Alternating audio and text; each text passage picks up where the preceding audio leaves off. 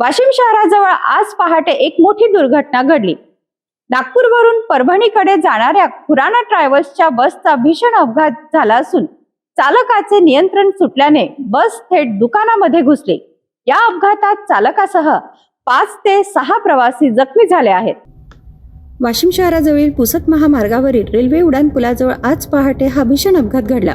मिळालेल्या माहितीनुसार नागपूरवरून परभणीकडे जाणारी खुराना ट्रॅव्हल्सची खासगी प्रवासी बस अचानक चालकाचे नियंत्रण सुटल्याने रस्त्याच्या दुभाजकावरून थेट रस्त्यालगत असलेल्या दुकानामध्ये घुसली। या अपघातात चिकन, मटण आणि पान मसाल्याच्या सलग 4 ते 5 दुकानाचे मोठे नुकसान झाले आहे।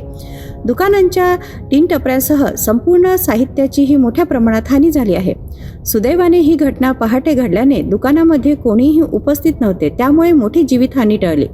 खुराना ट्रॅव्हल्सच्या बसमध्ये एकूण 30 प्रवासी प्रवास करत होते। अपघात चालकासह 5 ते 6 प्रवासी जखमी झाले असून त्यांना तातडीने उपचारासाठी रुग्णालयात दाखल करण्यात आले आहे। घटनेची माहिती मिळताच पोलीस आणि स्थानिक प्रशासनाने घटनास्थळी धाव घेत मदतकार्य सुरू केले।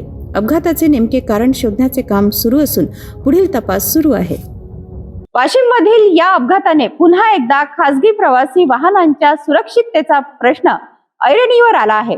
सुदैवाने मोठी जीवितहानी टळली असली तरी दुकानाचे मोठे नुकसान झाले आहे। या घटनेच्या प्रत्येक अपडेटसाठी सिटी न्यूज सोबत व्हिडिओ लाईक करा, शेअर करा।